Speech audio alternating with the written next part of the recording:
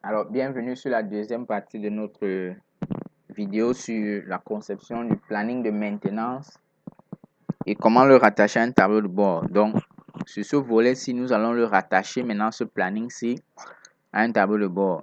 Donc, j'ai déjà monté pour vous un modèle de tableau de bord que vous allez pouvoir refaire, n'est-ce pas? C'est très facile, de janvier en décembre.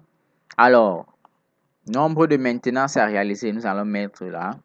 Nombre de maintenance réalisé, oui. Le taux de réalisation et la visée, c'est très important la visée. C'est ça qui est l'objectif à atteindre, c'est 100% partout. Et l'appréciation aussi. Là, nous allons mettre des visuels, un peu comme des émoticônes pour nous donner une indication faciale, itérative, nous permettant de, en un clic, savoir ce qui se passe dans notre activité. Donc, nous allons commencer. Alors, voici notre planning de maintenance. La première des choses, il faut remplir le nombre de maintenances à réaliser. Donc, je vais faire un exemple pour 3 mois, comme ça vous allez bien comprendre et puis après vous allez vous-même compléter le reste. Très facile à faire. Donc, en janvier par exemple, nous allons savoir le nombre de maintenances que nous avons. Système égale NBVAL. Alors, nous venons dans la feuille parce qu'il est question de savoir le nombre de maintenances à réaliser en janvier, c'est 3. Donc, nous allons sélectionner les 3 ici là. Voilà, ça nous donne 3. La formule est exacte. Puisqu'en février, c'est la même chose, nous allons juste tirer. Non, il ne faut pas tirer. Excusez-moi. Il faut mettre la formule NBVAL.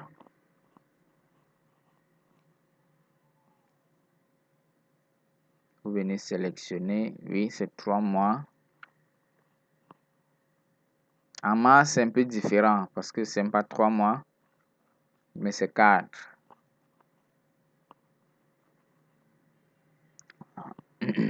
En mars, c'est pas 3 types de maintenance. Le nombre, c'est 4. Voilà. Maintenant, le nombre de maintenances réalisées. Nous allons faire un petit calcul. Alors, pourquoi est-ce qu'on met les crochets lorsqu'on a réalisé? C'est ça qui nous permettra d'avoir le nombre de maintenance réalisées. NBVAL, on sélectionne.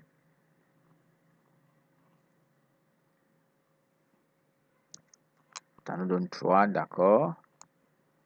Égale NBVAL. Sélectionne aussi, oui, ça nous donne. Dans d'autres cas, vous pourriez sélectionner toute la série, ça dépend. Donc là, je fais juste un exemple pour que vous compreniez un peu.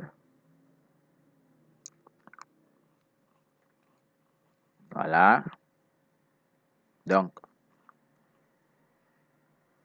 lorsque nous voulons renseigner le tableau de bord, le nombre de maintenance réalisé doit être égal à la valeur qui se trouve sur cette cellule-là.